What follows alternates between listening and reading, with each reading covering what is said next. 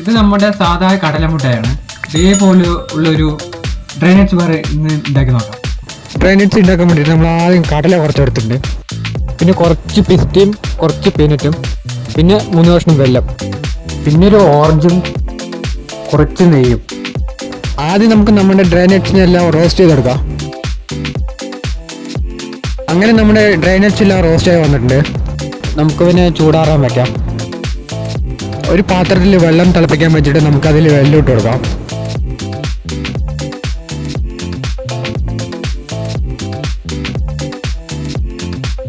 അടി പിടിക്കാതെ നമുക്ക് നന്നായി കുറുക്കി കൊടുക്കാം. അതിനെ കുറച്ച് നെയ്യ് കൂടെ നമുക്ക് ആഡ് ചെയ്ത് കൊടുക്കാം. വേറെ ഒരു പാത്രത്തിൽ വെള്ളം തിളപ്പിക്കാൻ വെച്ചിട്ട് ഓറഞ്ചിൻ്റെ സ്കിന്ന് നമ്മൾ ഇട്ട് കൊടുക്കുന്നുണ്ട്. ജസ്റ്റ് ഒരു ഓറഞ്ചിൻ്റെ ഫ്ലേവർ കിട്ടാൻ വേണ്ടിയിട്ട് ശകലം ഓറഞ്ചിൻ്റെ വെള്ളം തളിക്കാം. നമ്മുടെ വെള്ളപ്പാവ് റെഡി ആകാമെന്ന് അറിയാൻ വേണ്ടിയിട്ട് ചെറിയൊരു ബോൾ എടുക്കുക, അതിൽ നമ്മുടെ വെള്ളപ്പാവ് ഒഴിച്ചു കൊടുക്കാം. വെള്ളപ്പാവ് ക്രിസ്പി ആയിട്ടുണ്ടോ നോക്കാം. നമുക്ക് നമ്മുടെ വെള്ളപ്പാവ് ഏകദേശം റെഡി ആയിട്ടുണ്ട്. നമ്മളൊരു പ്ലേറ്റ് എടുത്തിട്ട് അതിൽ നമുക്ക് നെയ്യ് പുരട്ടി കൊടുക്കാം. ചൂടാറിയ ശേഷം നമുക്ക് ഡ്രൈ നട്ട്സ് എല്ലാം പ്ലേറ്റിൽ ഇട്ട് കൊടുക്കാം. എന്നിട്ട് പ്ലേറ്റിൻ്റെ മേലെ കൂടെ നമുക്ക് നമ്മുടെ പാവ് ഒഴിച്ചു കൊടുക്കാം.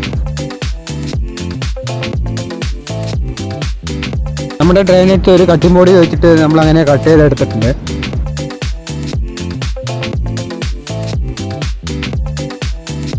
ഡ്രൈ നട്ട്സ് ബാറിൻ്റെ റെസിപ്പി താഴെ ഡിസ്ക്രിപ്ഷനിൽ രേഖപ്പെടുത്തിയിട്ടുണ്ട്.